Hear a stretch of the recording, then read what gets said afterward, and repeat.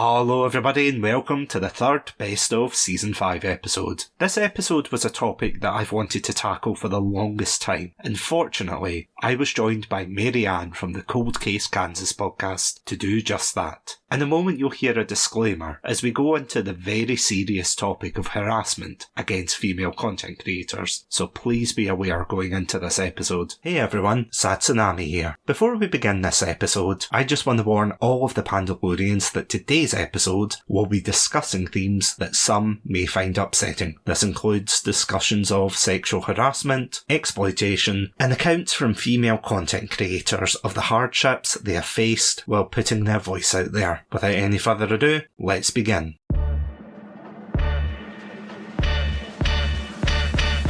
Welcome to Chatsunami.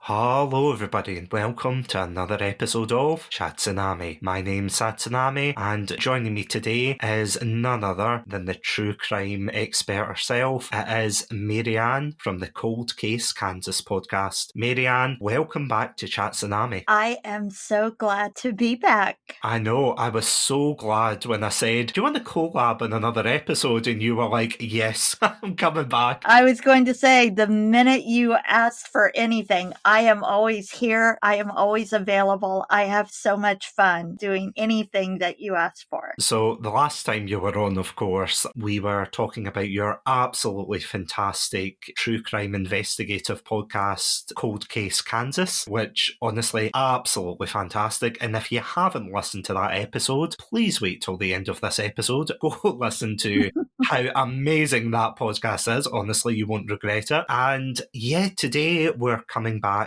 with quite a serious topic, and you probably heard at the beginning with the very somber disclaimer, but it's something that is definitely necessary because today you and I, of course, we are going to be diving into the world of harassment against female content creators. Before we jump into this, I want to ask you a couple of questions just about your experience in the content creation sphere. When you started your podcast and you thought, oh, I'm going to do this, I'm going to put myself out there, did you notice that this was a prevalent issue before you got into content creation, or is it something you've always been aware of? That's such an interesting question. And with my background, I worked in the criminalistics field for 20 years. And I was just having a conversation with a friend about this just the other day. My social media is almost non-existent for a very long period of time because we weren't allowed to have social media because that wasn't something they didn't encourage us to do. And it's so interesting to me that so many people in the law enforcement field now do have social media, which wasn't something we previously were allowed to have. So I didn't even have a social media for the longest period of time. And then I started building a social media presence even when I had retired. So I had already seen some of the negative things that happen within a social media presence. But then when I started the podcast, I figured here I'm starting a podcast about my friend's cold case. How bad could social media get when I'm doing such a positive thing? And it really blew my mind how people could take such a positive thing you're trying to do and bring such negative perspectives to the table. So yeah, it's really hard. And I think it's definitely so much harder as a female creator when you're out there, and especially when you're in true crime. With other podcasts, you can be faceless. You can go and you can build some sort of a presence without putting yourself out there. But in my case, I was having to be the face for my friend's case. I had to go out there and I had to speak for her. And so I had to go to a lot of things. I had to put my presence out there, and just having my physical presence out there brought a lot of negativity from people in the comments, people bringing messages. And I couldn't believe that when we're talking about such a serious topic. Yeah, because it's interesting to think of how the internet as an entertainment medium has evolved over the years. Because I'm going to be honest, I'm no spring chicken, right? I'm in my 30s. I grew up in the Wild West time of the internet, where when you had safety courses for the internet as a child in the 90s and 2000s, it was always a sketchy person on the other end trying to lure you away. Basically, like a digital child catcher. It was either really emphasised as this is such a dangerous thing, do not put your face on the internet, do not put your real name, that kind of thing. For the most part, I think we did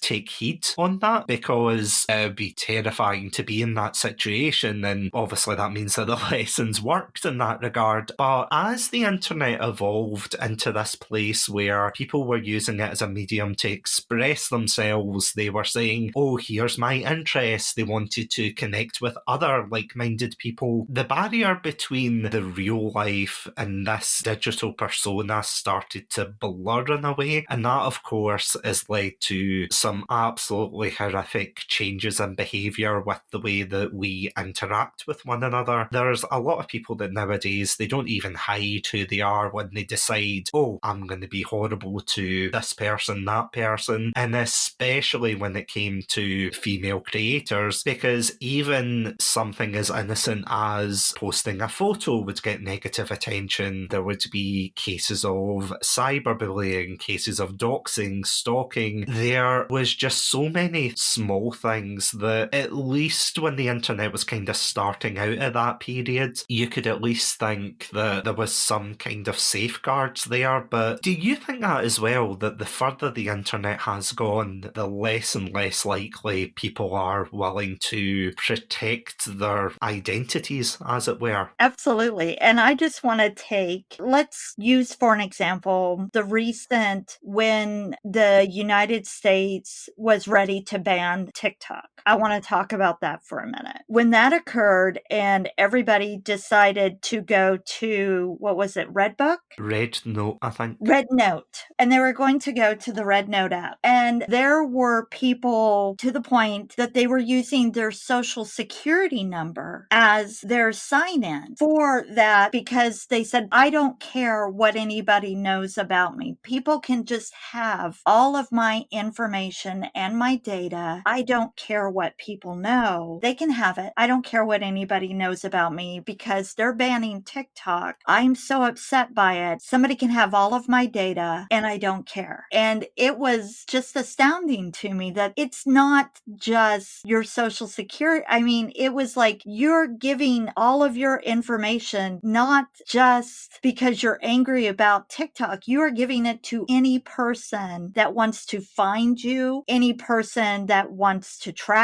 you. It's not just a government protest. You are now putting your identity out there for anyone, and you're saying, well, I have nothing to lose because I don't have credit. I don't have anything to lose. And I don't think people realize how much they do have to lose at that moment. That their identity is so much more than just their social security number that they were giving away online. And that's what just blew my mind, was that I don't think people were aware of, and I'm not just talking about their social security number, the fact that people were just so angry about one app being taken away that they were willing to sacrifice so much of themselves and their identity to anyone. Because we do live in a digital age where, let's face it, we used to joke about the secret services of insert any country here spying on you and looking at your IP address, and it was like, haha, imagine if you had your own FBI agent or something like that. And it's starting to become very real now that we know that companies track your data and things, even though in Europe and in the UK we've got GDPR, which is supposed to protect against that. We're Whether or not it does,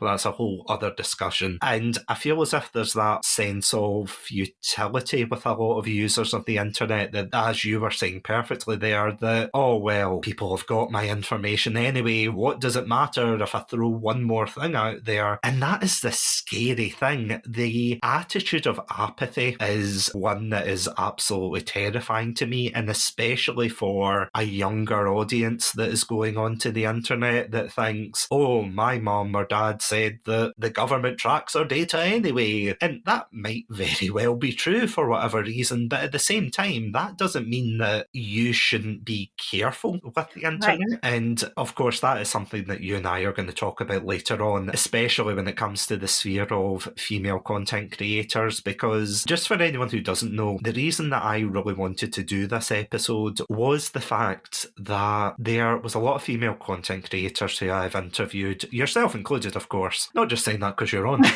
but there was lots of female content creators that I've had on to interview, and while I was talking to them about their different experiences as a content creator, how they have managed through different challenges and whatnot, there was a lot of very similar accounts that I kept hearing about. Things about trolling and talking about their looks and everything, and just a very female-centred harassment. The thing that really got me after I listened to these accounts was the way that a lot of these amazing creators, of course, just shrugged it off and said, oh, well, that's just being a woman on the internet kind of thing. And I thought, it is the truth. It is just absolutely horrible to realise that has become normalised, because I'm not going to lie, as a guy on the internet, I have seen my fair share of people trolling undersells at me, saying very sexist things to, it doesn't even have to be a content creator, just women in general, saying, go back to the kitchen, oh, you should be playing, I don't know, Animal Crossing, not Call of Duty, those kind of things, trying to say, get back in your lane, which is just such a horrible and backwards attitude to have towards anybody. But when it comes to women on the internet especially, it's just that idea that this mindset has been normalised by a very vocal group. It is scary how, as I said, when I was growing up, I'm hearing the same things that I heard on Xbox Live parroted word for word now in 2025. And it is baffling that that attitude hasn't changed. Even, and this is when I get the stats out. Are you ready for this, Marianne? Sorry. I'm ready. For anyone who's interested in reading these articles fully, I will leave a link to the statistics and the sources in the show notes below. But it is absolutely horrific, some of these statistics that I was reading. The first one I've got is from UN Women, who say that studies across the world show that 16 to 58% of women and girls have been targeted by violence online. There was also a 2021 UN Women study in the Arab states region that found that 60% of women internet users had been exposed to online violence that year. A European study found that women are 27 times more likely to face harassment online than men, and another analysis found that 92% of women reported that online violence negatively influenced their well-being. There's also the case of a study on online violence against women journalists found that 73% of women journalists have experienced online violence. Young women, girls, LGBTIQ+ persons, women with disabilities, and radicalised, minoritized, migrant groups of women are more likely to experience more extreme and frequent forms of digital violence. It goes on and on. End violence against women, they say the same thing, that women are 27 times more likely than men to be harassed online. 1 in 5 women have received online harassment or abuse. Black women are 84% more likely to receive abuse or problematic tweets than white women. We've got Amnesty International that polled a group of 500 women aged 18 to to 55 in 8 countries. That, of course, being the UK, USA, New Zealand, Spain, Italy, Poland, Sweden, and Denmark. And again, they said the same thing, that women suffered offline consequences of abuse, with 55% saying that they've experienced anxiety, stress, or panic attacks as a result, and many others have faced psychological consequences such as loss of self-esteem and a sense of powerlessness and their ability to respond to the abuse, with low self-esteem / confidence and apprehension of using social media being at the forefront of these psychological impacts. Before I go on further with this, what are your thoughts on that? Because that is just absolutely terrible. Well, as I'm listening to this, it's sad to say I don't find any of the numbers shocking. Yeah. And that's how sad society is. And the first thing that comes into my mind is, and this is why so many women are obsessed with true crime, because they listen to it, they're obsessed with it because it's such a part of their everyday life. And that is so sad. Again, it goes back to that idea of normalising, isn't it? This attitude that because these attitudes are so prevalent that women have to, accept's the wrong word, but you know what I mean. It's like they'll have to expect it. Don't get me wrong, and I'm going to get this out the way at the very beginning here, but as a guy, I've encountered my fair share of getting harassed online by both men and women, trolls, abuse, that kind of thing, but nothing like this. I just want to draw the line there and say I've had my fair share of harassment. Oh, yeah. But at the same time, online harassment doesn't just include women, but at the same time, women are disproportionately affected by online harassment compared to men. Yeah, I just wanted to point that out at the very beginning, because I don't want to do a back and forth of saying, well, men have it tough, and that's as a guy saying it. And going through that Amnesty International study as well, they also polled these women to say, how do they rate the responses from particular institutions? So the 5 that they outlined was current laws, government policies, Twitter, Facebook, and the police. Between current laws, government policies, Twitter, and Facebook, the majority of women found that they were inadequate in terms of responding to these particular issues. The police, weirdly enough, seems to be on par. It kind of seems to be 50-50 on women who found it inadequate versus adequate, but I totally see what you mean. It's horrible to read, but at the same time, I don't want to say expected to normalise it, but do you know what I mean? And one thing that's interesting, I mean, if you think about the world as a whole and how different every country, every ethnicity, how we all are, the one thing, unfortunately, we all have in common is that every woman, you know, we do have disproportionate numbers when it comes to ethnicity, but no woman is truly safe online. No matter where you are at in the world, you're not safe online. And that is the one thing that we all have in common. And that is a sad thing for us all to have in common. Absolutely. And especially for content creators, no matter whether they're a streamer, whether they do wholesome content, even if they've just got an avatar or they don't show their face but they use their voice, they're still going to get harassed. Because I always remember reading a study, and I think it was related to, I want to say 4chan or something, where it was someone who ended up unwillingly at the other end of a parasocial relationship with someone, to the extent that, and I think the person who was committing it was mentally unwell, but they had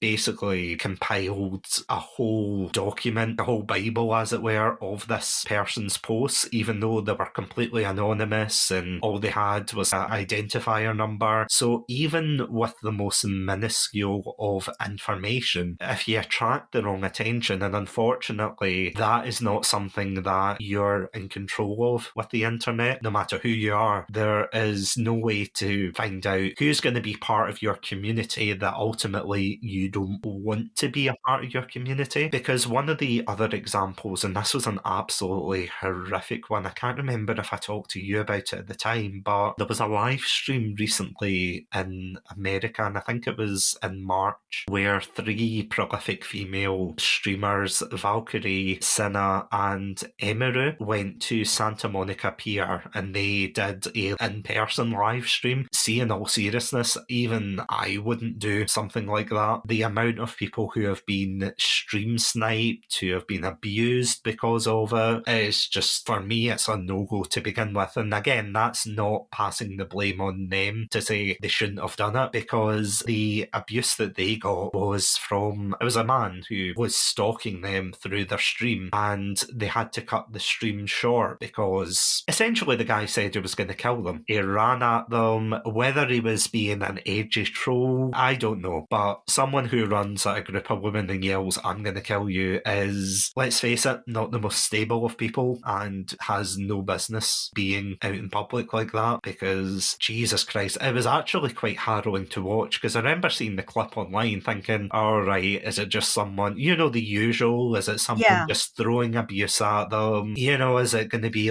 just this? It was no. It was actually quite harrowing to watch. Did you see that at the time? No, I didn't. I mean, you made a comment of, is this just the usual? And we've gotten to a point of saying, okay, is this the usual harasser, or is this a more deadly harasser? And that's the thing. We've gotten into a point of we're categorizing what level of harassment a content creator is going to have. That's the world we're in now. And that's asinine that we do have to look at things that way. Oh, 100%. It's so demoralising looking at it and just being like, is this going to be the normal trolling, or is this going to be something way more sinister? That just seems to be a consequence of online life nowadays. When you're putting yourself out there, you are practically wearing your heart on your sleeve to say, this is me, this is my content, this is who I am. People are going to judge you no matter what, and I hate to say that. I wish we lived in a world where we were all supportive of one another, we were all promoting each other and just lifting each other up, but unfortunately it's just not the case anymore. And not that the old internet was any better, if anything it was probably a lot worse, but I think nowadays that there's a lot of communities, and obviously not naming names, but you'll definitely know who I'm talking about, that almost revel in this attitude towards women, and especially female content creators, because I don't know if you know much about the streaming side of it, but on Twitch especially, there's a lot of stereotypes, I would say, and it's something that I've talked about with other content creators, where because there was a huge controversy years and years ago where there was a lot of women who were streaming from a hot tub and getting a lot of attention for it. So of course there was a lot of debate about whether this is appropriate for the platform. There was other people saying just the usual things, that they shouldn't be doing this. And because of the volume of people copying the trend, as it were, Twitch ended up putting in a hot tub category. That essentially meant that a lot of women could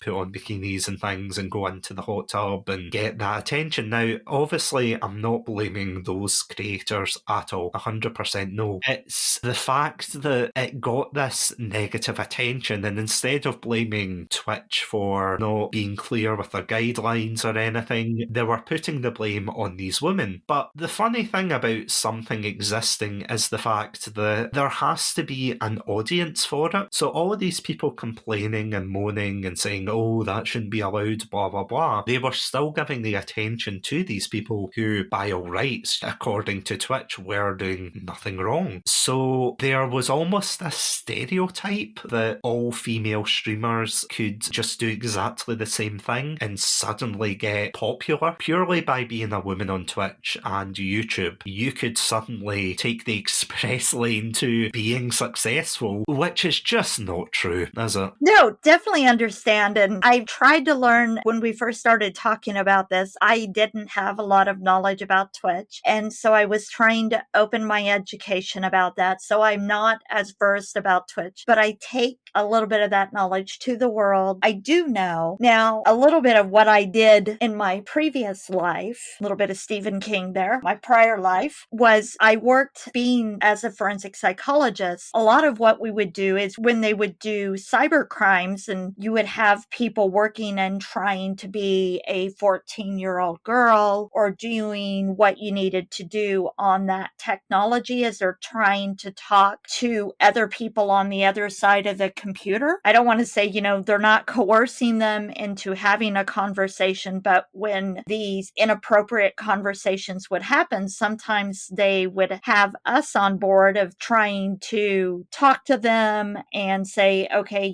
these are things you can say, these are things you can do, who would work on websites like Kick, those type of sites where you would get a lot of older adults or even not as old, but some scary teenagers who would approach a lot of times and they would look for young females. And my job a lot of times was to help craft conversations because we would have certain volunteers, we'll call them. I have to phrase my words very carefully here. But we would have certain people and they would need help building a conversation. But you made the exact point of saying it started with these women in the hot tub. So these women started it. So where was Twitch's responsibility? If they didn't like it, they could have stopped it, but they didn't. They allowed it to continue on. Those women stayed in there. Twitch allowed it to stay. And if people didn't like it, were those people creating enough buzz and a conversation that they were driving more people to want to watch it? So as they're driving more people to want to watch it, but yet they're complaining about it and they're creating this rage and this whole other conversation. So are they posting inappropriate stuff about it? Are they saying bad things about them when they're doing it? And is that causing a counter conversation that's driving their views up? And so when that happens, then you're getting more people being driven to sites that they're deeming inappropriate. So other people are seeing that. They're then saying, oh, this is a great way to get more viewers. And then you're creating an effect where then more people are replicating it. Because I was thinking what we did is, again, like you said, there has to be an audience already out there who is wanting to do that and is already looking for that type of fetishism. They're already looking to create a problem. They're already looking to exploit a female platform. It was provided for them to do it in one way or another. So it's almost saying, well, what was the woman wearing when you attacked her? Kind of same thought process. That actually brings me on to another point that's very YouTube-centric, but it's not solely isolated to YouTube as a whole, is that idea, just what you were saying about these predators targeting women especially, and that idea of trying to project their fetishes, their kinks, that kind of thing, onto what seems to be quite an innocent quote-unquote, and this is something that made my blood curdle when I first heard about this whole rabbit hole, the idea of the challenge video where one person will say, oh, wouldn't it be funny if you showed your feet for 2 minutes, haha, or wouldn't it be funny if you did and it's always something stupid, some quote-unquote challenge. And then of course, as soon as that female creator or whoever films that video, it is there, it's on the internet, it's never going away. Even if they delete it, I hate to say this, no doubt that will have been downloaded by somebody and, I don't know, uploaded into a compilation or something and shared around. The absolute rabbit hole that goes down, it's absolutely horrific to see. The thing is, especially for younger creators as well, they don't know any better. And even for the more naive creators, and this is something we will talk about later on as well, but they'll target something about the creator pretending to be their fan, and it is the most parasite behaviour I think I've ever seen online, where they pretend to be these people's friends and, oh, don't worry, I'm a huge supporter of your channel, blah blah blah, and then as soon as the mask slips, it's almost too late to realise and to backtrack. Honestly, once again, it's heartbreaking, but with the rise in other things, with TikTok and, as you were saying before, Kick, there are so many of these platforms nowadays, and don't get me wrong, there will be certain safeguards there. I can't say 100%, oh, there's no safeguards whatsoever, but by the time that video hits the internet, it is far gone, it is too late. And that is the most scary thing, to think that someone can get lured into that false sense of security. That's exactly it. And that's one thing that I continue continuously tell listeners, I've told my children, everything. It doesn't matter if you delete it. If it's online, it will never be deleted. If it's online, it can be found. It will never go away if it's online. And I have tried, I think I've been very successful because my children have a very minimal footprint online, but I have definitely tried to get across to my listeners that they need to be very careful online, because if it is online, it is forever. And you need to be very careful with what you put out there, because it can fall into very nefarious hands. And one of the things you brought up is about the feet video. And I don't know if you heard about on TikTok, the creators that like to dress up like Disney princesses. Oh, Elsagate, yep. Yeah. There's just some very, very gross people that when they have followers, and like I said, it's something as demure and as innocent as loving to dress up like Disney princesses, and someone will have a fetish and want to expose that. And it may sound like they are asking you to do the most innocent thing, but it can be the most perverse thing in their mind. So if someone is reaching out to you and asking you specifically to do something, you always ignore them, delete, block. That's the safest thing to do. Nothing that a single person, if they're asking you to do a specific thing for them, it's generally some sort of gross fetish thing that they're asking you to do. And that is just the heartbreaking thing, that it always seems so innocent, and a lot of creators would not think twice about doing it, to go, oh, sure, I'll do this. Again, that word challenge or whatever, just to clarify for anyone who doesn't know what Elsagate was, that was when there was a lot of prolific YouTubers in these weird channels dressing up as these popular characters like Elsa from Frozen, Spider-Man, that kind of thing. They were just basically softcore fetish videos, let's face it, with characters being put in peril, tied up, pregnant characters, oh, they're in pain, and that is a whole rabbit hole for another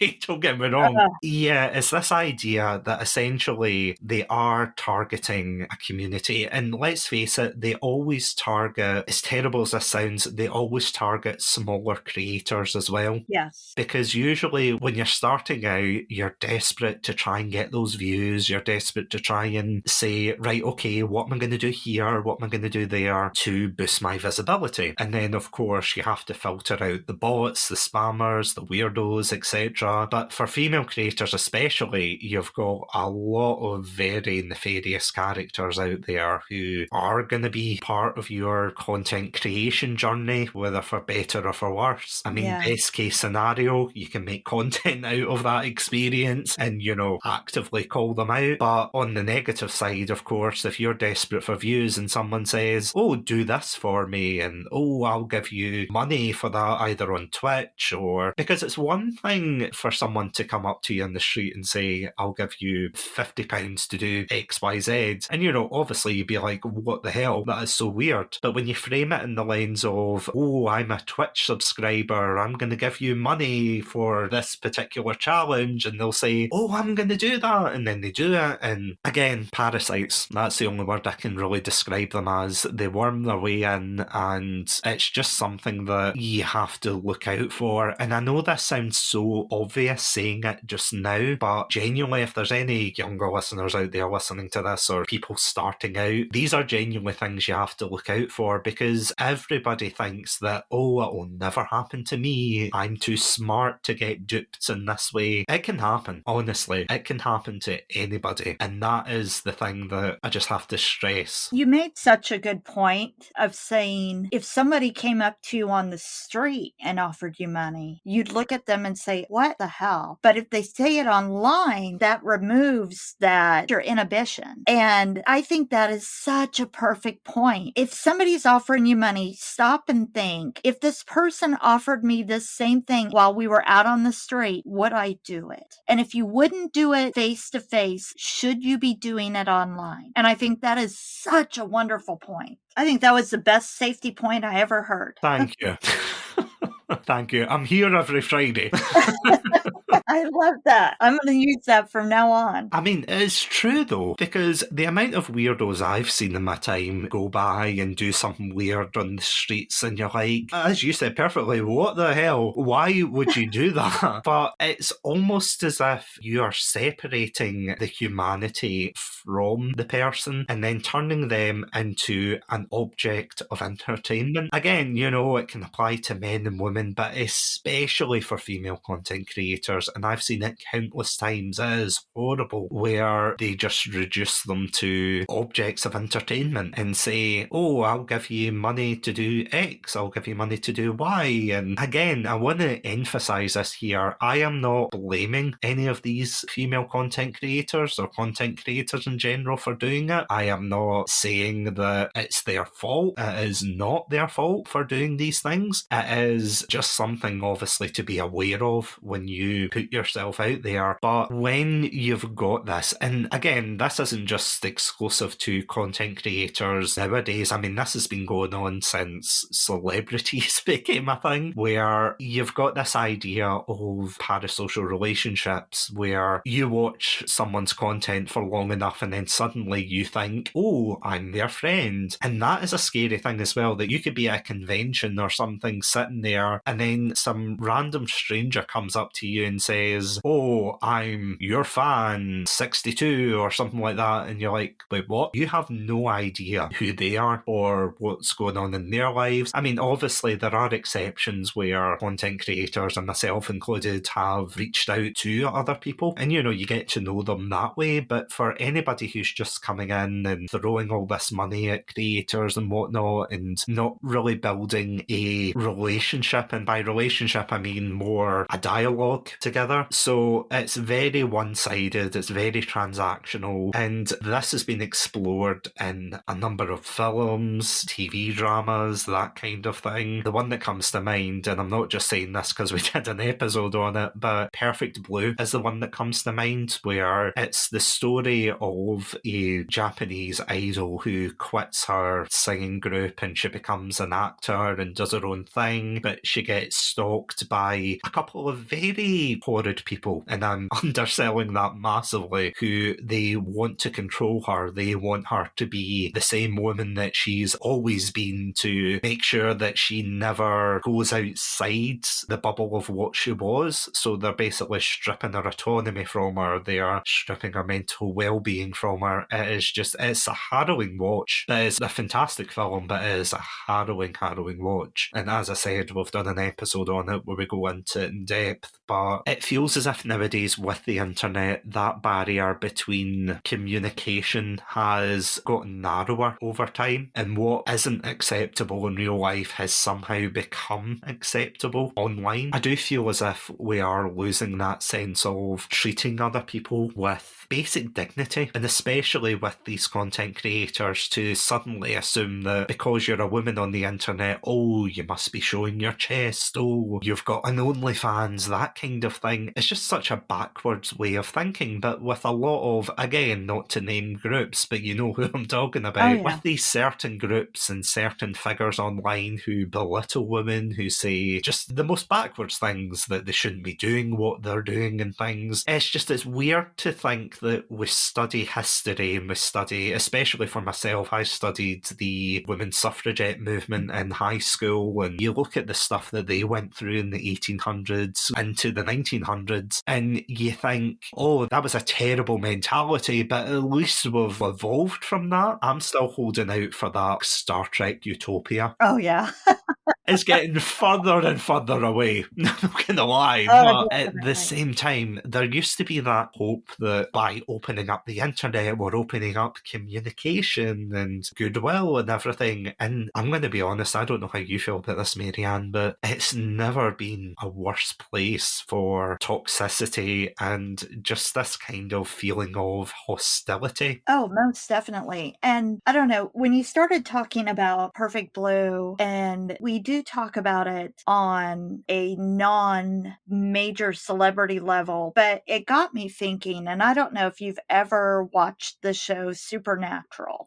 Yeah. It's got rabid female fans. And we've talked a lot about women, but I want to take a moment and talk about male creators just for a moment, because I've been to quite a few of the Supernatural cons. And, you know, you've got Jensen Ackles, you've got Jared Padalecki, you've got Misha Collins, and they will go to these, and the women at these things, and some men, are paying the money for these tickets. And when you're talking about the parasocial relationships, they have built up these relationships with these celebrities in their head, because they followed them to all of these Supernatural cons all over the United States. So they think they have these deep relationships with them. And I have seen people lose their flippin' minds. They've paid for a picture, so they think they should be able to kiss these celebrities. They think they should be able to touch them inappropriately. They really cross lines because they paid for a ticket. And then you go online and you will see them spew such toxicity if their energy level didn't meet this fan's expectation at this event compared to that event. And it again is just like, they're not here to cater to you because you paid for a ticket. And so it just brings into mind that, yeah, male creators from that space of seeing them go through the things that kind of what we're talking about here with female creators as well. It's almost just insanity every time I watch them, to the point I can't go to them anymore because I see so many fans crossing such a horrific line with the actors. Oh, 100%. The one that actually comes to mind for me is, have you ever seen Outlander? Yes. That's the one that always comes to mind for me because of the very prolific female fan base, and yeah, thinking we all look like that. And I know I don't show my face on the internet, but trust me, I don't look like the guy from Outlander. To be honest. I mean, I've worn a kilt, but even in a kilt, I do not look like that. Sorry to dash the hopes of all 5 Pandalorians holding out hope there, being like, oh no. That is actually a very, very good point, though, that when it comes to getting harassed online, and especially when it comes to these parasocial relationships, although with female creators it is mainly men that are perpetrating this, women can still harass and abuse and dox other people as well. Because the other celebrity instance I remember as well was, I think it was, and this is like a random video I stumbled across at 3 a.m. or something, and it was Tom Hiddleston talking to a fan who I think had been to all the cons and things, and she turned around and said something like, oh, because of you and Loki, I became a stripper or something like that. Very inappropriate, because she was in a public setting getting autographs, and I think he handled it rather well. I think he just kind of signed and nodded and moved on, and that is the thing that I think you'd have to do if you're the centre of attention in that regard. But it is a very important thing to note that, and again, I don't want to create this sense of fear on the internet that you can't trust anybody, but in a way it is better going on the internet not trusting everyone rather than going on completely naive saying, oh, the internet's a wonderful place, and then you end up in a very compromising position. That's what blows my mind, is there are so many people who still believe everybody is who they say they are on the internet, where I generally will go in and say nobody is who they say they are until I get into a conversation with somebody, and then I'm like, okay, they are who they say they are. Yeah. Until then, I don't believe anybody is who they say they are. You mean you don't believe I'm a red panda? Come on. No, I've seen you. You are a red panda. So Exactly, yeah. So audience, he is a red panda. To anybody who doesn't believe it. And this audio-only medium, trust us. That's right. After saying don't trust anyone, you can trust us, of course. You can trust us. We're the only ones you can trust. Yeah. I'm looking at my red panda lawyer for legal reasons. That is a joke. Just saying it's a joke. Yeah, sorry. Nudge, nudge. It's a joke. Yeah.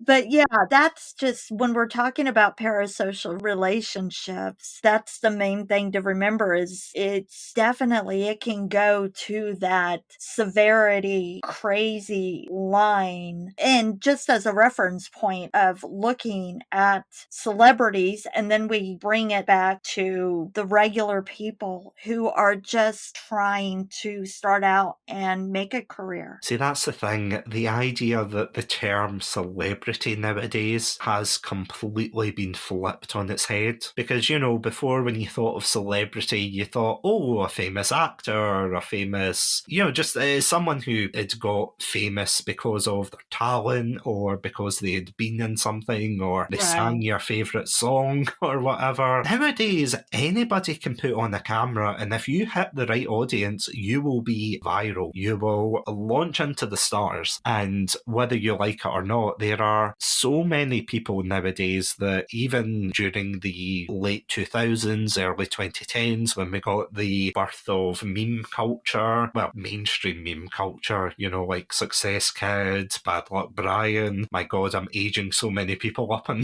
the audience right now. Yeah. But as I said, nowadays, if you get successful on Twitch or TikTok or whatever, there's definitely a lot of people who contest that definition to say, oh, they're not real celebrities. But at the end of the day, if they're rich and famous, they are by definition celebrities, even with the younger people. And I have to say, the amount of times I've switched on TV and they get some TikToker or YouTuber on, and I'm like, I have no idea who this person is. Exactly. But that's the thing, though. It doesn't make their achievements any lesser just because I don't know who they are. They don't know who I am either, so that balances out. But the entitlement that produces, the worst thing is with celebrities and even the bigger streamers and whatnot, you get a lot of streamers nowadays that have a production team, they've got a crew, even for YouTubers as well, they've got a massive team to filter out these nasty people. Even on Twitch, you've got moderators, you've got admins, that kind of thing that are going to protect the creator. But see, for smaller creators, they're not going to have that safety net. They are only going to have the support of their, hopefully, friends or family. And if that relationship breaks down, then of course you have to ask yourself, well, where are they going to turn to? And these people will start popping up saying that they're friends because they're part of the same community. And I've seen this. This is a tale as old as time. I've seen this countless times of people who have been in the same community. They'll spout the right words, they'll spout the right talking points, and then that's when they strike. And nowadays you'll get a 4-hour video essay or a Netflix documentary, as it were. Yeah. Indie creators don't have that. They don't have those safeguards. I mean, obviously they can report people and everything, but especially with the way that Twitter has gone nowadays, and you know why, Pandalorians, you know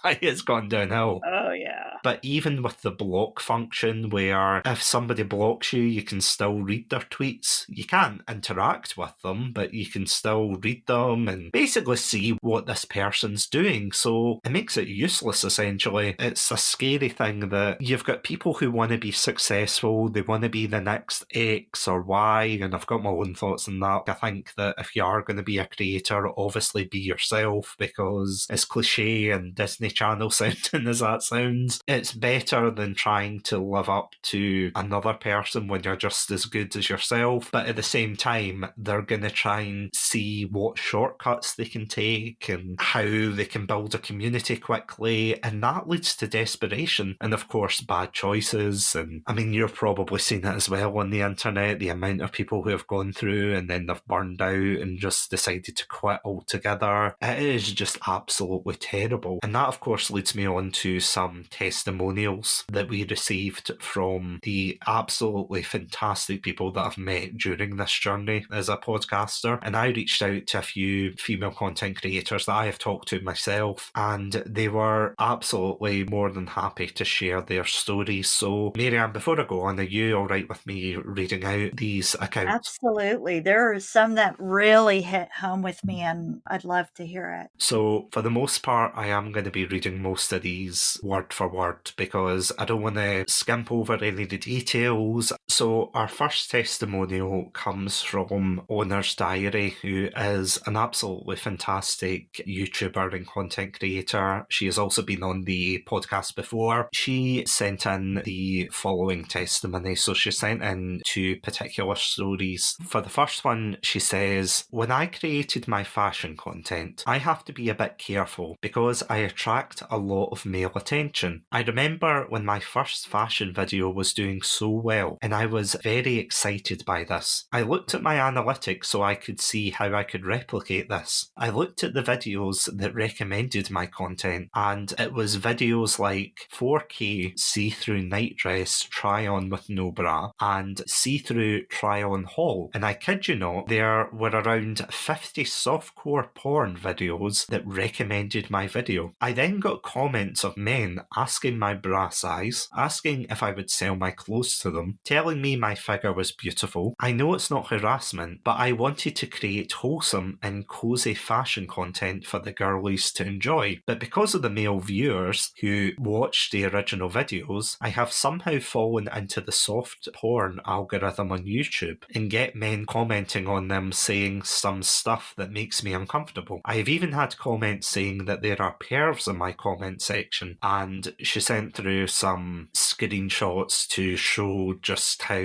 these videos are being recommended, and of course titles like LARP to undressed fan request, sheen high cut body and transparent haul, things like that. And the second story, she says, "What I find insane is that the harassment I receive as a female content creator has decreased since I am overage and an adult. When I was 13, a naive teenager who wanted to create content like her favourite influencers and YouTubers, in brackets, I do feel that I was too young, I would post outfits on Instagram. I was reached out to by an Instagram account who told me that they believed that feet were an underappreciated body part and wanted to raise awareness and appreciation on this. They asked me if I could take a photo of the bottom of my feet for them to post on their Instagram to help raise awareness. Now, me, who was very sheltered, had no realisation on what a foot fetish was. Did this because I saw other influencers do awareness posts for stuff, obviously not feet. I did it, they posted it. The amount of men who messaged me sexually and were asking me to play a game and roleplay for me to call them daddy, it was disgusting. Luckily, I didn't do any of it. They would comment hearts on my photos, and I ended up blocking so many accounts until I deleted that account as I was creeped out. But right up until I was 16 on social media, I would always be approached by men through my content being sexual. I still get it now, but it's calmed down." That was just absolutely horrifying to me. I don't know what your thoughts are. There's so many thoughts. And one of the things that got me was the first story where she was doing something as innocent as just trying to show outfits she was wearing. And the fact that her videos then got grouped into some softcore porn recommendations, that had to have been so traumatizing, realizing, here I am just trying to do something cute. I want to build my platform as a get ready with me, see my outfits, and here it is, your clothing and something that you see as innocent is turning into fans requesting you to get undressed and look at transparent clothing. I mean, that had to just feel so violated at that moment. Had to be so horrific. And then the second story, to be a child and have something like that happen and have no idea that something like that is going on. It just shows that the internet, there is no protections in place. And that's terrifying. Especially back then with YouTube, because when I was reading it, it actually brought back a memory of, I don't know if you've ever heard of this YouTuber, Ray William Johnson. He used to do recap videos on, the most viral videos of the time. TV Until guy? He goes, until? I think so.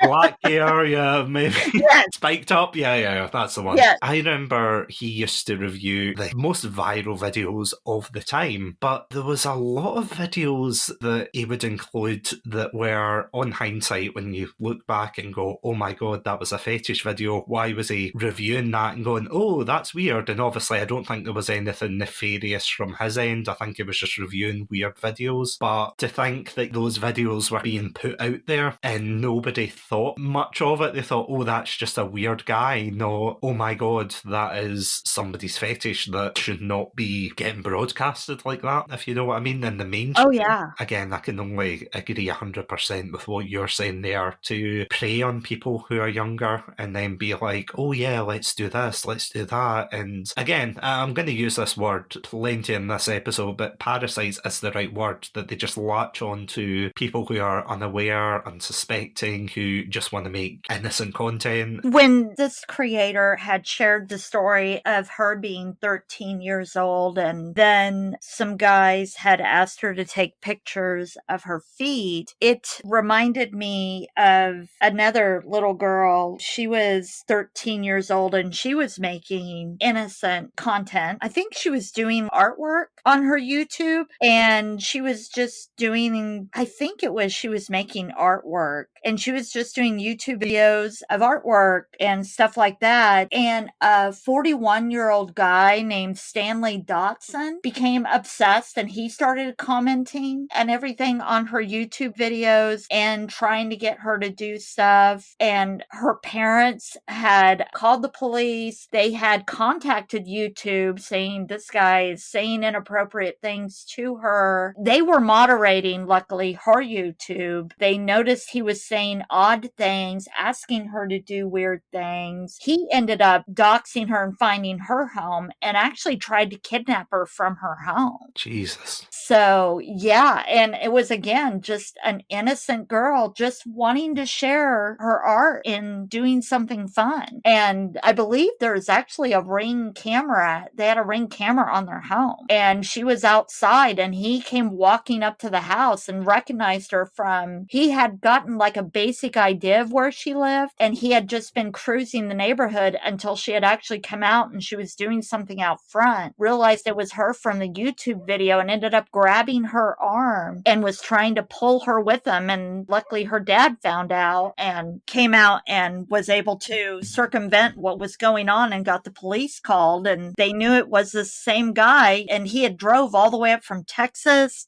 to, God, I'm trying to remember. I mean, he drove hundreds of miles to find this little girl. She was saying 13. It made me think of that case, and it was just crazy. I mean, I think this happened about a year ago. Do you know, that does ring a bell? Yeah, it was crazy. I could not believe. And luckily, her parents were keeping an eye as to what was going on. And unfortunately, a lot of parents don't monitor their children's things as closely. So for parents, watch your kids online. Absolutely. So the second story we've got, and this is quite interesting because I've got a lot of accounts from female content creators who both put their face out there and who also don't show their face, but they still get a similar level of harassment. So the next one comes from a VTuber called Melfina, absolutely fantastic VTuber by the way, who says, admittedly my stories are not very unique in this sphere. Primary harassment I usually faced was that because I am a woman, obviously this totally makes content creation super easy for me. Despite my very small views, I've usually been on the end of, you're a woman, so just flash a titty and that's all you need. It's so easy for you. While also apparently being too ugly to stream because I'm a VTuber and therefore I'm not worthy to watch at the same time either, like Schrodinger's streamer or something. It's actually one of the main reasons I chose being a VTuber, for a bit more anonymity and safety for myself versus using a face cam. Almost everything I did or would try to do was always basically dismissed because woman. If I succeed, it's cause of my looks or that I'm using my gender to take advantage of things somehow. It gets doubly worse if you dare have the audacity to use your Twitch TV or TTV as your handle in a PvP game like Rivals or Overwatch too. Dead by Daylight is also pretty nasty, but that community is more of an equal opportunity hatred and harassment. Like, Lord help you if you're a woman streamer and the enemy team finds out. Then come the usual usual sexism jokes about sandwiches and dishwashers.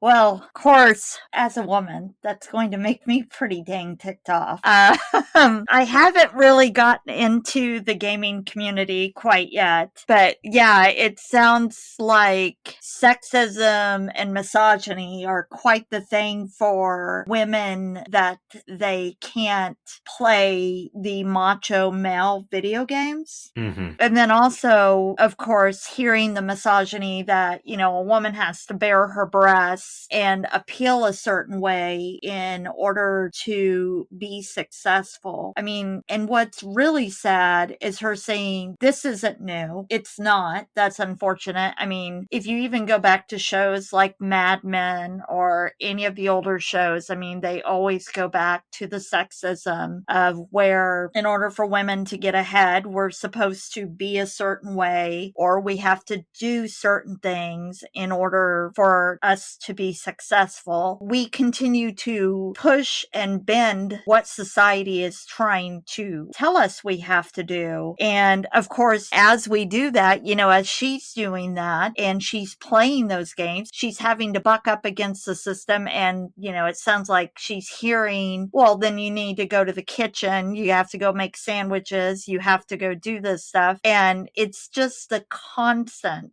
barrage of sexism and misogyny, and it honestly just pisses me off, because it just reminds me of being a woman in a male-dominated field, that you hear things of, if you're playing these things or if you're working in this field, well, then you have to be gay or you have to be a certain way. You get typecasted if you like certain things. It all comes back to, rather than everything about being a woman is questioned, and you get stereotyped that your job is only to be taking care of men and cleaning the house, and you shouldn't be doing the same things that men enjoy, and you can only be doing that if you're half naked and sitting in front of a camera, and that's ridiculous. Because I always remember in the late 2000s when online gaming started to really take off, and there was a lot of very questionable things that a lot of people hurled at one another. It was a very different place, but in terms of the sexism and things in gaming, I remember that vividly, that whenever a woman would pop up in a FPS game, for example, like Call of Duty, that they would be ridiculed, go back to the kitchen, etc. Disappoints me that that still is used as an insult. But one thing that I always found quite interesting was that whenever you would have a female character in a TV show or a web series or things like that who was a gamer that also played with the boys, she would be less feminine, if that makes sense. That, oh, she's not like the other girls, she hates makeup and pink and she wears all black, and oh, she only plays FPS games, she doesn't play, I don't know, Animal Crossing or things like that. And obviously that kind of attitude was very typical for the 2000s and early 2010s, but it feels as if it's almost come full circle for a lot of people who think that just because a woman is playing this game that, oh, they should be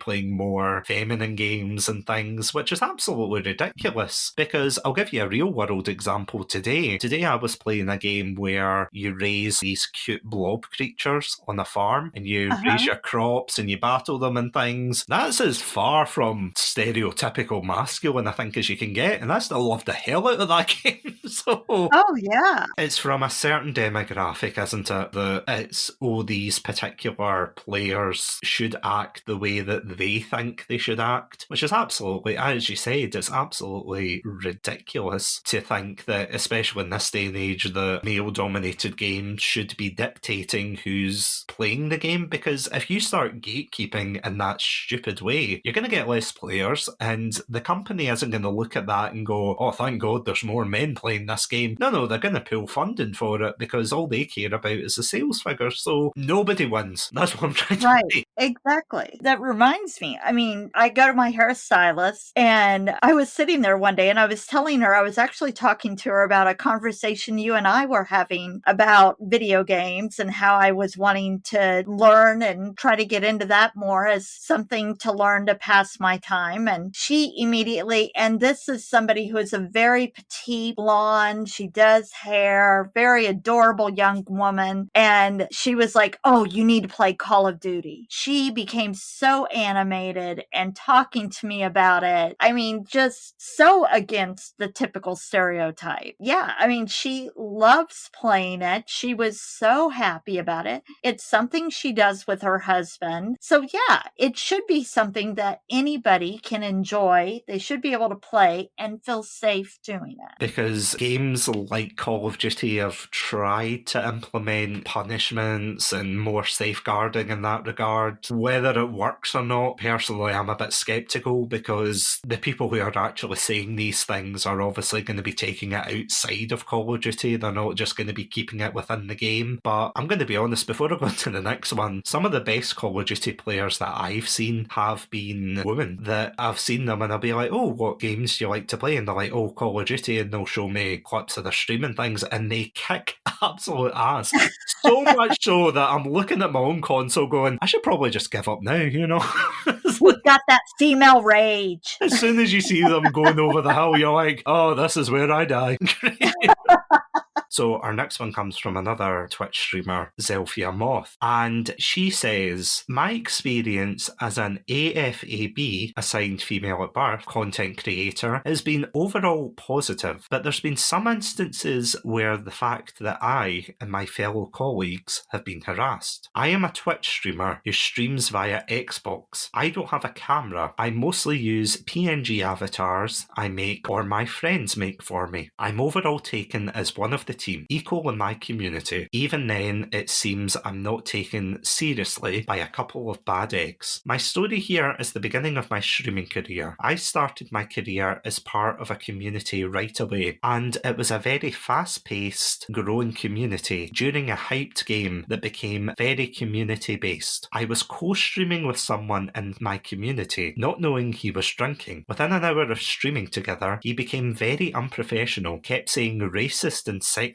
things to chat, and even started going on rants about how everyone needs to respect my pronouns. I am she, they, even though I said I'm good with any pronouns but male, and it wasn't a big deal to me, and outing me to people that I really didn't know. Even with me out, it was very difficult to express my feelings towards that. Then he started going on rants about every single female community member around at that time in detail about what he loved about them, including me, making all of us uncomfortable and just ruining my stream for the evening, so much so that I just turned off my stream and deleted the VOD. Through Twitch, this hasn't been my only experience via streaming, myself or modding for fellow femme streamers. I've seen very much just straight up sexist things, asking for bra sizes, if they're single, just calling them a woman in the first time chat, calling them bad gamers just because they're women, kitchen jokes, fat jokes, you name it. But this story is my own, so I felt comfortable to share. Even though we have come so far in the streaming/gaming world, being more taken seriously as women, we still face many challenges of humankind on the daily basis and have to do more proactive procedures than the regular male streamers. I hope soon enough people won't see just our gender base and just see us as who we are. People who have passion of creating, people that just want to have fun, make friends, and share our laughter with the world." I like the way that that was ended, and I really hope listeners and the internet community can take that to heart because that's exactly how it should be. Yeah, it kind of links on to the last one, doesn't it? That similar mentality of trolls and people who don't really understand what they're saying is incorrect, you know, but not in the sense of, "Oh, I just made a slip up," like being actively horrid and creating a hostile atmosphere. Yeah, I understand that they're making excuses for the person drinking, but again, if it's something that you wouldn't do on the street, you shouldn't be doing it online. And who knows, maybe this person would talk to a woman face to face that way, or anyone face to face that way, but that's disgusting and they shouldn't be doing that. Definitely. Our next one comes from a fellow podcaster, Rena Friedman Motz. She sent in a screenshot of someone talking to her in her DMs, and she'd reached out to this person and said, "Thank you so much for emailing. I'm going to pick a few times. Excited to check out your show." That is a very nice opening, I would say, personally. Normal, nothing out of line about it, just a regular, yep. And then the next two comments, the first one's not so bad, I have to say. They replied saying, "I would love to have you on as a guest on my podcast as well." Absolutely fine. Great. Come back. 10 out of 10. Then they said, "You're truly beautiful with beautiful eyes and very beautiful long hair." Don't do this. It takes me back to Bob Newhart when he was trying to coach a patient. And he said, "I'm going to give you just a couple of words of how to handle it, how to handle bad things." And she said, "Should I write it down?" And he goes, "No, you don't need to write it down. Just remember these words. Stop it. Just stop it." And that's what I want to tell this person. Just stop it. And then she followed up and said that she had another guy telling me that I'm the most beautiful Jewish woman he's ever seen. That made me uncomfortable too. I had other mention nice eyebrows that I worked with at the radio. I'm like, what the hell? I totally agree with that. That is weird. There's being socially awkward and not understanding,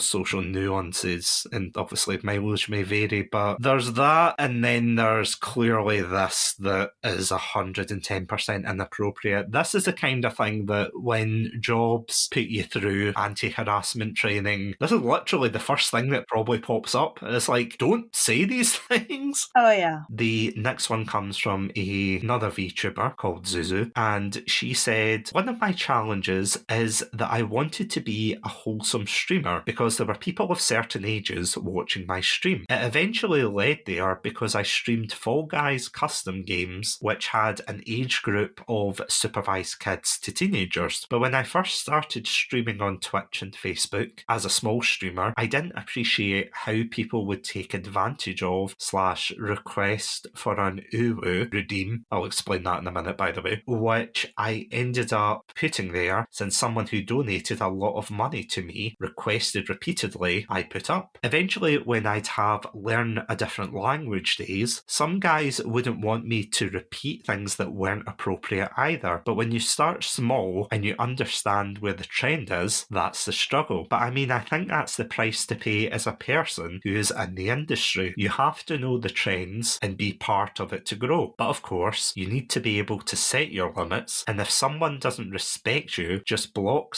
/ ban them." In the beginning on Facebook, since I tried streaming there for a bit, it was so funny because I got so many dick pics from guys. So I asked my guy assistant to handle the DMs on my Facebook. Oof, boy. Oh, wow. Yeah, I was reading along if you couldn't tell. The minute it came to that one, it was like, oh my God. Yeah. Oh, full body shiver. Oh. So, for anyone who doesn't know what an uwu redeem is, I don't even know where it came from, but it's a kind of cutesy way to be like, "Oh, look at me, I'm so cute," and things, and they would say that. I'm not going to say it again because I'm going to give you all nightmares if you hear me say it, but it's that kind of idea that they want to hear female streamers say it. Same with, I think it was Ara as well, which was another, I think it was like a Japanese term that people were saying to be cutesy. And, if female streamers are deciding to say it in their own volition, obviously pop off, go Okay, for I'm it. definitely not going to Google it. Yeah, you can Google it if you want, but I'm not going to be held liable for it. That's all Nope, I'm saying. not going to Google it. Moving on to the next one.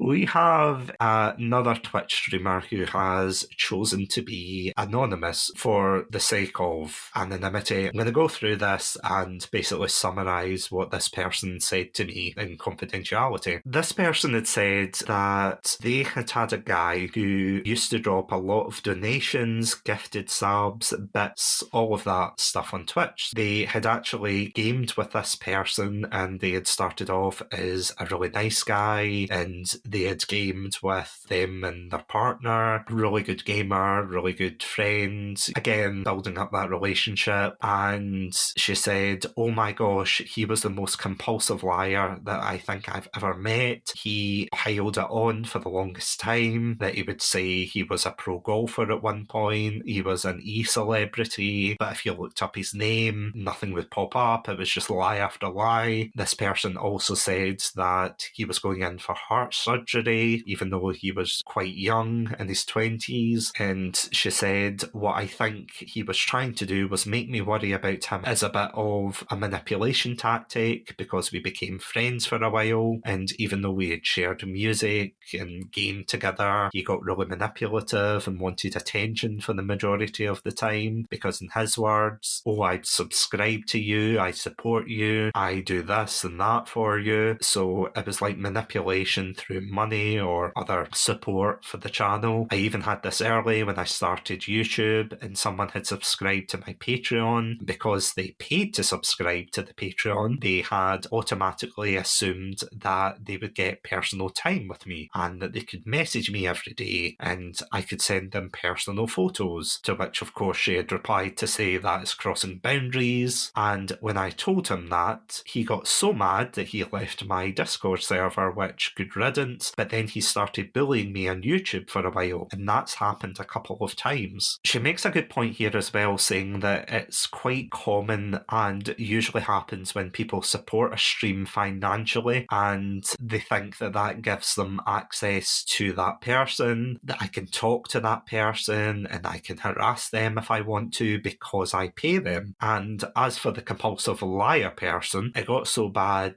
that at one point he even told her that he had got cancer. Long story short, it turned out that all of his friends who knew him in real life reached out to her and said that no, he doesn't have cancer. It just goes to show how far some people will go to keep you invested. If you're an empathetic person, like she is of course, you'd be worried and, you'd sympathise and say, sorry you're going through this. The amount of stuff he told me and the amount of health problems he quote unquote had, he would not even be alive, so he was using that as a means to stay close to her, and then using that money aspect as a means to manipulate her. That is quite a common thing that I have noticed myself in terms of whether it's Patreon, whether it's Twitch, or whether it's a subscriber, where you'll have rewards and things and you'll encourage participation from your community. But when it gets to that stage, that is just absolutely horrific. I wish in a way I could say I was surprised that someone would do this, but it's unfortunately the case that if someone with this mentality thinks they can get away with it, they will most certainly try their best to get away with it. And again, tethering it onto that monetary aspect, it's just absolutely horrible, because, say in all honesty, myself included, I appreciate everyone who has ever supported me financially, and I'm sure everybody else who gets supported financially, they appreciate it as well. But just because you pay someone, that doesn't mean you're their friend. It doesn't mean that they're going to bend over backwards for you. It doesn't mean that they have to give you their attention. And pulling, and that is something that really made my blood boil, pulling the, oh, I have a terminally ill disease. Oh, that makes me furious. Yeah. As somebody who has a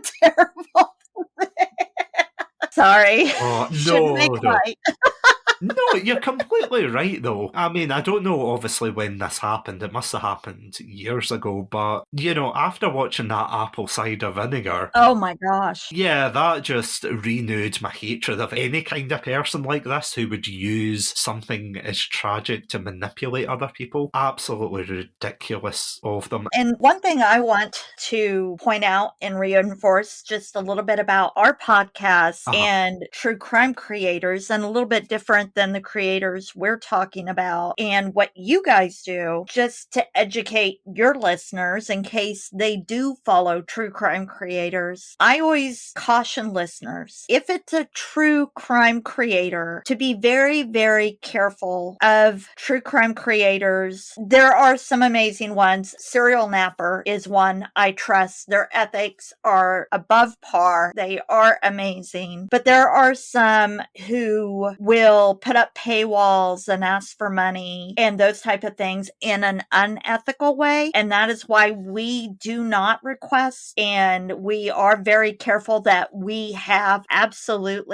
never ask for any funding or any money, because once you do that and you're working with victims' families, it crosses a very, very big line with working with families and being an investigative podcast. So if you have somebody who's saying they are an investigative podcast that works with law enforcement and families and they're asking for money, that's a red flag. And whether or not you're a indie podcaster or not, or indie creator, you still have to have a baseline of morality there. You're completely right. You can't really cross that, because if you are going to take advantage, then what's the point of being there? Yeah. So, I mean, if they're a creator who is just creating and writing content and that's what they do and they're a true crime creator, that's great. And they do their paywalls and that type of thing, that's great. And they need to be protected. Those who have their different Patreons and that, those are great. And nobody should take their time and think that because they're donating or buy a coffee or anything that they deserve that creator's time. But if it's a creator who is saying that they are offering services to a victim's family and they're asking for funds, that's a red flag of a creator. So just want to differentiate between those two. So the next one that we've got is from another fellow podcaster, Marie from the Two Girls One Reusable Cup podcast, who has said, and I can believe this when she sent it through, she said, well, I did have a stalker about 1 week of launching the pod, and it went from 0 to 100 real quick. The thing is, according to the profile picture, it was a girl, but it was really strange. First they said me and my co-host made a cute couple and that they were jealous of our relationship. Then they were actively hitting on me in the comment and kept talking to me in LGBTQIA meetups around Lisbon, and I wasn't openly out at the time. In the end, we just blocked her. Yeah, that's somebody who could have escalated really quickly, so I'm glad they blocked her, or whoever that person was. Again,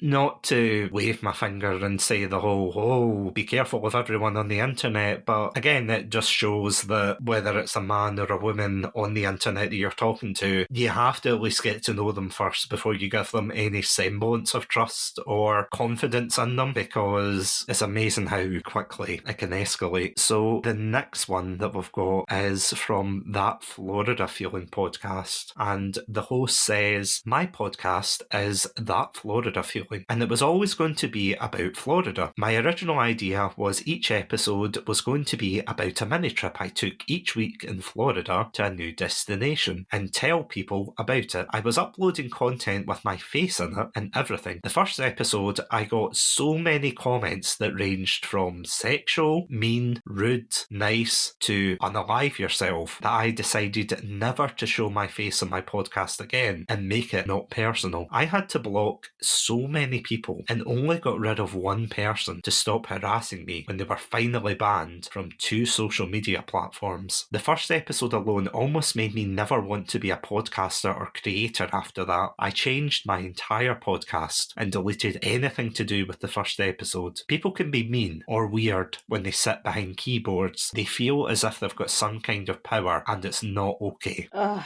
That's rough. I absolutely understand that. When I made my very first podcast, it was 6 months before I could make another one. I completely understand where they are coming from. It is so hard because you put yourself out there and it is so much raw emotion and you're investing yourself, and people are cruel and terrible. With mine, what was so bad too was, I'm sharing the story of my friend and getting some people telling me that she deserved to be raped, she deserved to be killed. It's just evil how some people can be. So yeah, I definitely understand how it can make you just want to give up. because there's no accountability when they're hiding behind their keyboards. Yeah. I know it's a stereotype to say, oh, look at these trolls hunched over their keyboards, but to be honest, in this day and age, people can create any accounts that they want and just spread such hatred towards people. And the thing is, a lot of people always say, oh, if you didn't do this or you didn't present yourself as that, like especially for women on the internet, oh, if you didn't show your chest so much, or oh, if you didn't wear these clothes and things. At the end of the day, these people are so hate-filled and disgusting that they would pick on any attribute to bully someone over. And I mean, that's high school behaviour where they pick on anything different. I totally agree. It's absolutely horrible. And for this person to have received that, you know, they had such an innocent, fun-loving thing they wanted to do about something that they enjoyed. And with their first episode, to have so much hate and disgusting stuff just thrown at them, I feel so bad for them that they had to endure that and almost give up. And I'm so glad that they didn't give up, though, but they couldn't do it the way they wanted. And the final written entry that we got in was from one of our mutual friends in the podcast sphere, Petals of Support, who said, I love this topic and I am so glad you're bringing light to harassment of women content creators that also just jerk and unnecessary behaviour in general. The crazy thing is that I have not, so far at least, experienced anything. No nasty messages or unpleasant interactions, unless you count the normal let me promote your podcast crap on a daily basis. Maybe because I rarely venture out of my comfort zone of friends, or maybe I'm just not wide enough known to be targeted, or maybe my content doesn't bring anything controversial enough to result in big exposure. I don't know. I'm obviously not complaining about that, but I'm not sure what more I could add to that. But she then finishes, of course, and says, love the topic though, and both know that you will do it in the victims' justice and getting their stories told. Thank you for that. This is one thing that I do want to point out, and I'm curious to hear your thoughts about this as well. Just the fact that although we've gone through some really horrific examples here, there are still female content creators out there who haven't been exposed to this. I just want to say, just because you're not getting exposed to it, it doesn't make the bad experiences you have any less valid. But what are your thoughts on that? See, for female content creators who don't maybe receive as much backlash, because obviously that is a great thing to begin with. But yeah, what are your thoughts on that one? Yeah, when I discussed with other creators and my other fellow female creators that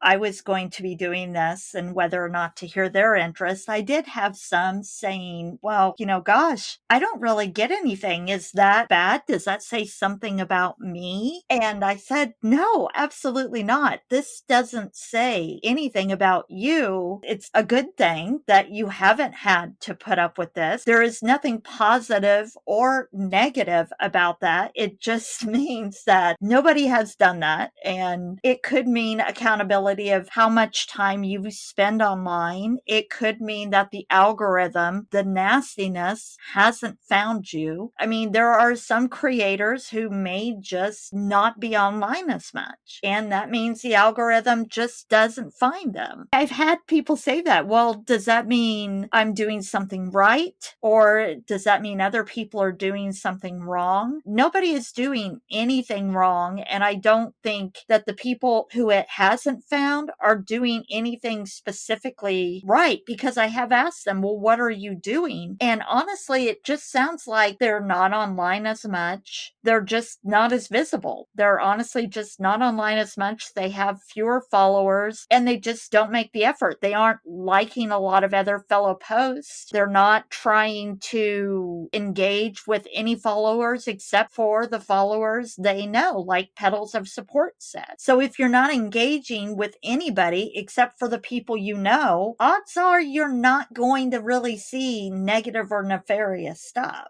So it's not that anybody else is doing anything wrong. They're just trying to grow their accounts. They're going to interact with people they don't know. And so the odds of somebody they don't know being a horrific person is way higher. I mean, that is true. I have to say, there were a couple of people who commented under the post that I put up saying that we were going to be talking about this specific issue, and they said exactly the same thing, that even though they show their face and everything and they don't hide it, that they weren't getting as much abuse from people. And first of all, it is great that they aren't getting as much harassment and whatnot, but you're completely right. It's a good thing.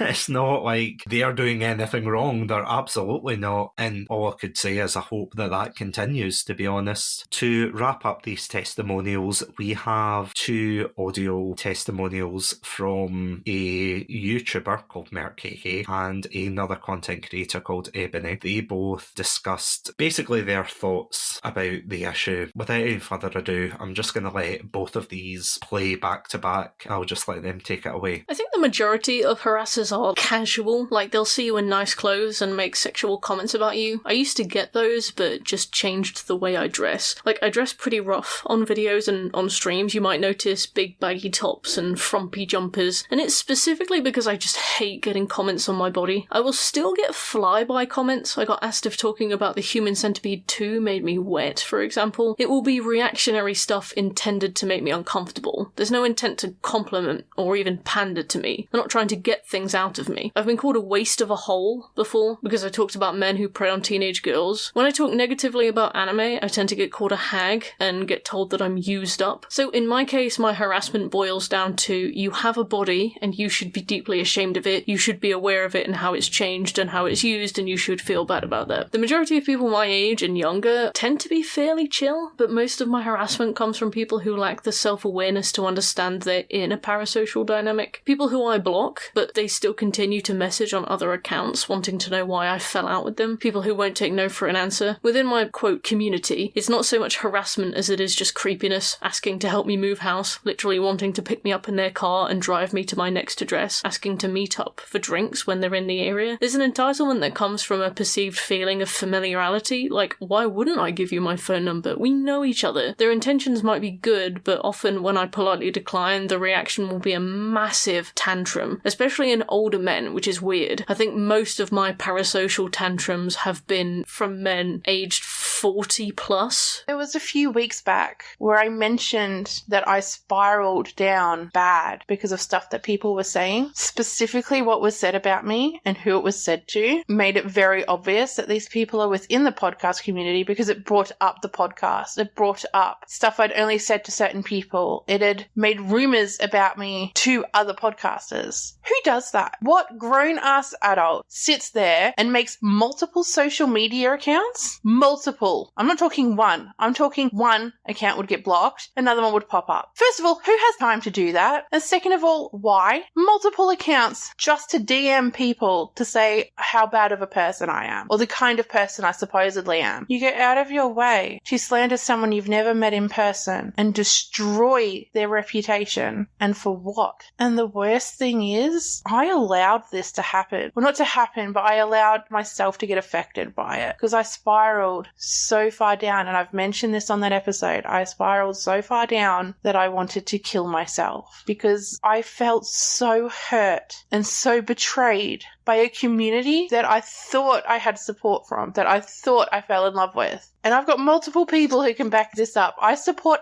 everyone. I have retweeted and commented and shared and tried to get people to follow and tried to get people to listen to every podcast and every group chat that I go to. Do I have people I don't like? Sure. But you know what the funny thing is? I still promoted their content. And not for myself, because a lot of them didn't do it back, and I don't care. I do it because I feel that's what a community should do. That's the thing. It is not a community. But I feel like we could all as a group be a lot better. And that just comes down to being a better human being. And I'm not here to name names, but there is so much drama and toxicity that happens online through the podcast community, and it is disgusting. What are your thoughts on those ones, Marianne? To actually hear their testimonials, hearing them talk about it is so incredibly moving and just absolutely horrific of what they endured and what they continuously go through. But again, on the same thing, it's the fact that you hear the women just continue to talk about that this just happens. It's a commonplace thing. And again, I know we just spoke about other people are saying, well, this doesn't happen to them. And I honestly think the cross section of people people it doesn't happen to is so much smaller than the people it does happen to.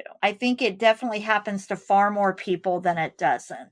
Yeah, it's just some of the terminology that was used there, just absolutely horrible. Yeah. Honestly, it sounds so terrible to say it bears not repeating, but again, it's just you try and think of why these people act the way they do, and especially towards women on the internet. You know, there is just something so terribly horrible, and it's something in that first audio there, Merkiki said there, there's this idea of entitlement. Again, going back to some of the testimonials that we've had before, that because they're part of the community, they're like, oh, we're best buddies, and it's like, whoa, hold the phone here. Yeah, I mean, you are part of the community and everything. That is, of course, true. But as soon as you challenge them on that and say, no, hold on, you're part of this community, but you're not my friend. You know, you probably don't even know the first thing about me that hasn't already been publicly said. So you get people saying, why aren't you giving me your phone number? Oh, I can come to your house and give you a lift. It's like, what? And especially the fact that a lot of these parasocial tantrums seem to be coming from men over the age of 40. Disappointing in so many ways that it's just such a spectrum of people who are harassing these content creators. And again, something that Ebony had said in her testimonial there was there's loads of people on the internet who almost make it their identity to campaign against somebody. Yeah. If they think that they've been slighted in any way, and I mean, I've seen it firsthand as well, it is a horrible position to be in. It is horrible to see people who are like, oh, I don't like you, therefore I'm going to commit my whole personality to saying, oh, let's harass them here, let's harass them there. You've got new followers? Oh, I'm going to tell them all about you. I'm going to be threatening you and things. And I think that is just such a disgusting attitude to have. Because on the one hand, these types of people think that they're holding certain creators accountable, and I cannot emphasise this enough. I do feel as if there's a creator out there that does something heinous and wrong, they should be held to account and you should make a noise about it. I totally agree with that. But when you're making it your life's mission to just harass one person purely under the guise of I don't like what they said or I think that they're a horrible person just cause, then that is where I draw the line as well. And obviously hundreds of other people I'm sure listening will agree with me on that you cannot do that. You cannot just say, oh, I'm going to do this campaign against this one person, because this is how witch hunts start. And I don't mean a literal witch hunt, of course, but this is how a lot of people get harassed off the internet, how you get a lot of people, again, going back to that study that I brought up at the very beginning, how when women get harassed on the internet, and obviously men as well, but in the case of this argument, in that study when women were getting harassed, it doesn't stop and end at the computer. It actually reminds me of a semi-comedic tweet where somebody said something along the lines of, and I'm paraphrasing here, but they said something like, oh, how does cyberbullying exist? Just turn off your computer, haha. Therefore, no more cyberbullying, ha. I'm a genius. They're not, by the way. But that's the thing as well. Ever since the beginning of the internet, you have had cyberbullies, whether it's at school level, whether it's at university. You've had these chat rooms, these groups and things hounding particular people, all for the sake of comedy, because they think either this is hilarious or it's their God-given duty to harass this person. This is something that I think a lot of people don't understand, especially for content creation and especially for women in the content creation field. If you call them ugly or horrible or, oh, I don't like your voice, that kind of thing, what do you expect that they're going to take from that? Some people do it on purpose. You know, they'll say, I'm doing it because I want a reaction out of them. I want to see them cry. I want to see them do this and that. And that is vile in its own right. But this idea that they think that what they say online is just going to be kept online is just, at best, childish. foolish and utterly naive, and at worst, abominable. It is something that I do think a lot of people kind of misunderstand. Do you think that as well, that when people talk about cyberbullying and targeting people, that they underestimate it as, oh, it's nothing more than silly words, and oh, I can get in trouble for writing a funny joke, and obviously it's not. Oh, absolutely. And we can look at so many cases. And how I always start it is the intent. When somebody writes something or when somebody posts something on somebody's page, what is their intent?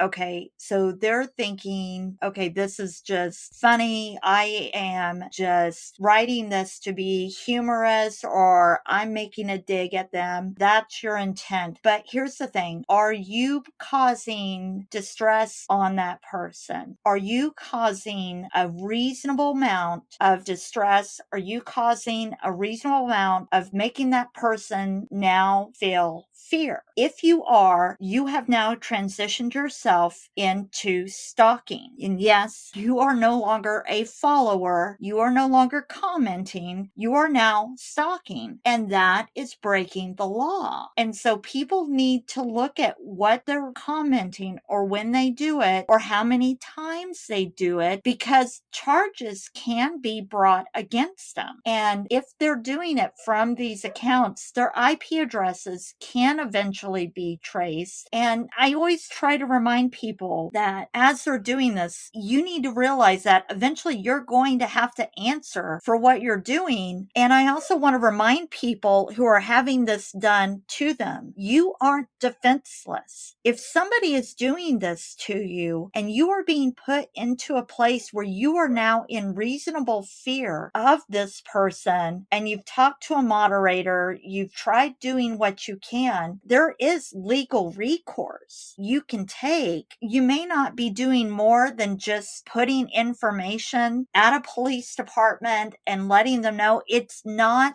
being too aggressive. What you're doing is cataloging information and letting this person know, hey, you have stepped over the line and we're not putting up with it anymore.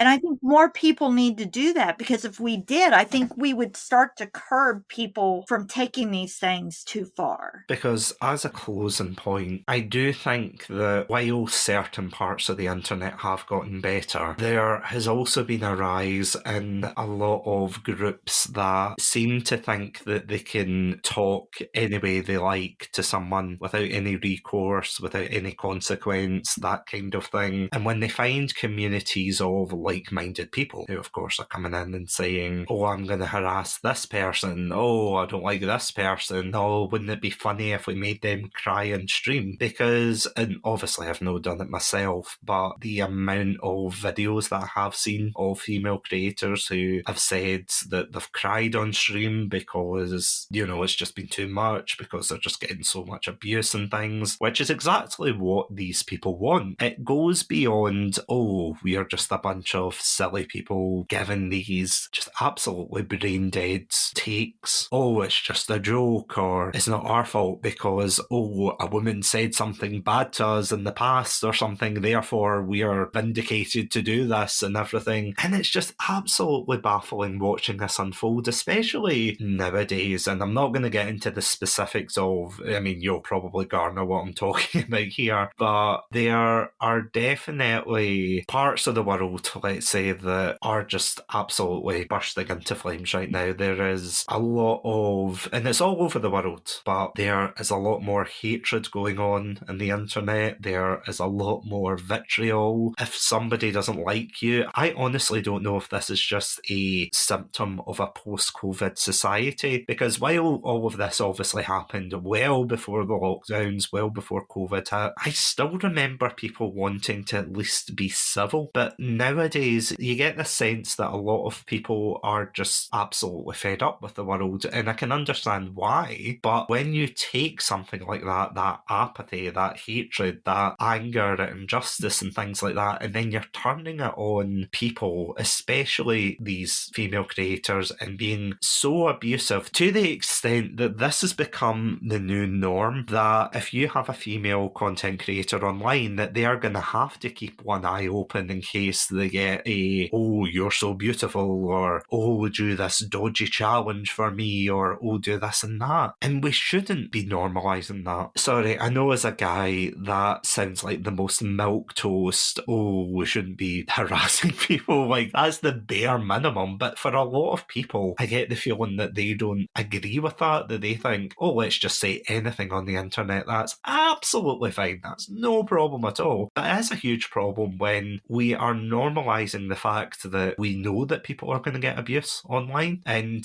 obviously, on a baseline, men and women are going to get abuse, but more so for female content creators who just want to be themselves, who just want to do these particular videos or streams or podcasts or whatever. Yeah, and that's the thing. They're wanting to find a way, just like everyone else, to make money, find a way to look for ways to make side money, to stay at home and make money. You know, that's what I think happened with COVID, is people were finding ways of connecting through our computers. And we all started to connect. But then if you don't look people in the eye, I think we kind of lose a little bit of our humanity. I think that's what started to happen, is when people only started seeing each other through words on a screen, we lost a little bit of our humanity. We started seeing the darker side of each other. So, I mean, they should still be able to monetize their content. They should still be able to chase virality, but they need to avoid the dangerous challenge videos. The biggest thing I guess I want to come across with is, if you are a female creator, to remember that clicks are never worth compromising your well-being. Whatever you're trying to monetize your content and you're trying to become viral or anything, everyone thinks they're safe because they're online. But when you're online, you're also accessible, and stalkers have all of that information at their fingertips. So if you're a female creator, just remember, every one of those clicks you're trying to get, every one of those likes you're trying to get, not a single one of them are worth compromising your safety. So I just want them to remember that. Honestly, I cannot agree with that more. I think that is such an important takeaway from this episode, and the perfect place to wrap it up, that your value as a creator, for anybody listening to this, your value as a creator is not linked to these views. It is not linked to the validation of some stranger who is going to compromise who you are as a person. If you want to do your content, do it because you want to do it. Do it because it is the thing that you want to put out there. And obviously, as a guy, and I just want to point that out one last time, but as a guy, it's easy enough for me to say that, because while I've had harassment, etc., it is nowhere near as severe and horrid as what these other people who have stepped forward to talk to us about have gone through. But at the end of the day, honestly, between them, between all the other female creators, and especially you, Marianne, I could not be more proud of all of you, because every single female creator I've had on have been absolutely fantastic. And as I said, the inspiration behind this episode was just purely because they kept saying, oh, this happened to me, but you know, it's part of being a woman online. And obviously that is the case, but we should really be trying to challenge that mentality. And obviously this podcast probably isn't going to flip that on its head. You know, I doubt this episode is going to go viral and everyone's going to go, oh, Satsunami and Marianne have a point. I hope that's the case. We're the magic duo. What are you talking about? Very true. Got that red panda magic just waiting. Okay, there's a few things I want to talk to the female creators about. Just a few little nuggets of wisdom. Just a reminder, female creators often have to work twice as hard to monetize your comment. Remember, it's not just the algorithm, it's also because of safety constraints. So remember that as you're trying to monetize your comment. Focus on building a community when you're focusing on monetization. Work with things like we talked about Patreon. Substack is an amazing community that is working with a lot less negative commentary. Also work on making your content exclusive behind paywalls to help protect you, so you're not quite as out there in front of everyone else. So you can control your environment. environment. Also, look at partnering with brands that offer and support diversity and inclusion. And here's the main thing. Please look at everything that you are doing your social media on. Make sure you are protecting the rights to your image. A lot of these things can take your image, especially with AI now, and they can do things with your image that you may not consent to, and your voice and your story. And so you need to be careful because you don't want to see your image ending up distorted, changed, or viewed somewhere else in something horrific. So please go through all of these social media sites and look and see what they might be able to do with your image, especially as a woman. Here are some apps as a woman I want to talk to you about. Life 360. I know a lot of people have it on. I do want to give you some caution on that. A lot of women keep it on, and sometimes it's an easily hackable app. It's really easy for your fans. It's a lot of easy for creators to be able to hack it. People forget they have it on and that anybody close by can actually find out where you're at. The same is with your iPhones. Watch and see who can share onto your Bluetooth or your AirDrop, because some of your fans might be able to find you through your AirDrop. So be very careful with that. There are 2 new apps that are coming out. One is called Safety Pin and the other one is called I'm Safe. Safety Pin is able to provide information factors as to where you live. If where you live has low lights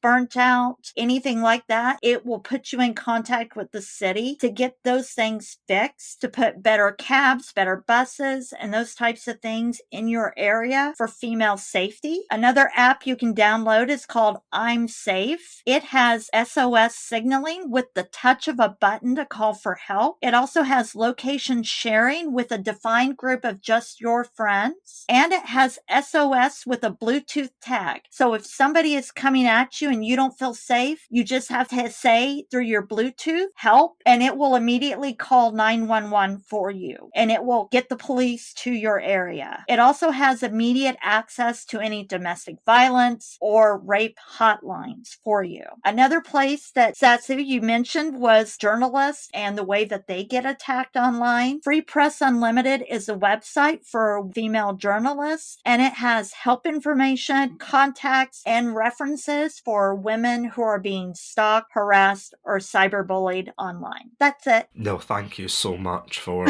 sharing those. Don't worry, we'll probably list them in the show notes as well. Because, yeah, when you mention journalists especially are so harassed these days. And I have so many friends who are journalists and reporters, and they have really been getting some horrific things said to them. And they wanted to make sure I did talk about Free Press Unlimited online and how it helps them and helps them stay safe and gives them tips. So Absolutely. Thank you so much for sharing that. Of course, we will be putting links to places where you can get help from both the US and the UK. Definitely go check out the show notes after the episode or during. Go check those out. One thing I want to touch on just before we end there, something you mentioned about sponsorships there, and that is such an important thing to raise awareness to. Not naming names, but there was a content creator that I follow on Twitter, and she put out a thing advocating for creators to be safe because of a sponsorship scam. I don't know if you saw this at the time, but long story short, she had been reached out to by, I think it was a cosmetic company or something, and it looked very official, it looked very real, and then they were asking things like, oh, what's your address so we can send you stuff, oh, we would love to be partners with you. Because it was a relatively small company, she emailed the company to say, can you just confirm this is a legit email, etc. And the company got back to her and said, no, this isn't us, this is not from our company. God knows who this person was or how they got that particular email to pretend to be speaking on behalf of them. That is just another thing to be aware of and be very, very careful. It's the old adage of, if it's too good to be true, probably is. Definitely just take it with a grain of salt. Just do your due diligence. Contact anybody you have to make sure it's real and legit. But as you were saying there, just stay safe out there. The internet is a wide and scary place for a lot of people, but in terms of female content creators, yeah, it's not a pleasant place. But all I can say is I'm proud of every one of you who are listening right now. Honestly, you're doing fantastic. Keep it up. But you don't have to take my validation or, of course, yourselves, Marianne, but you know, you don't need me to say that. But yeah, honestly, keep doing what you're doing, and of course, do it in a safe and responsible way, and yeah, just be careful. But on that note, Marianne, thank you so much for joining me in this really important episode of Chat Tsunami. Well, thank you. And I wanted to thank all the women out there who made their voices heard. I want to tell them to keep going, keep doing what you're doing. You don't have to shrink to stay safe, but you do deserve to be protected while you shine. So keep doing you. And thank you for doing this show. Honestly, it's such an important topic that needs to be addressed. As I said, I doubt this episode is going to go viral or anything, but I still think it's an important thing to talk about. Whether 5 people or 50 people listen to it, the main thing is getting out there. So once again, thank you so much for coming on to discuss this. But before we wrap up, and speaking of awesome female content creators, where can the lovely Pandalorians at home find your content? You can find us at Cold Case Kansas. We are on TikTok, Instagram, Threads, Twitter. I'm still going to call it Twitter. I don't care what anyone says. Facebook, and you can stream us wherever you stream podcasts. And if you would like to listen to more episodes of Chat Tsunami, also featuring the amazing Marianne from Cold Case Kansas podcast, then of course you can check us out on our website, chattsunami.com, as well as all good podcast apps. I also want to thank our amazing Pandalorian patrons, Robotic Battle Toaster, Sonia, Ghostie, and Cryptic1991. Thank you so much for supporting the show. And if you would like early access, exclusive content and the like, then you can check us out at our Patreon, patreon.com/Chat Tsunami. This podcast is of course a member of the Podpack Collective. For more information, then check us out on our Twitter page at Podpack Collect. But once again, thank you all Pandalorians for listening to this episode. As always, stay safe, stay awesome, and most importantly, stay hydrated.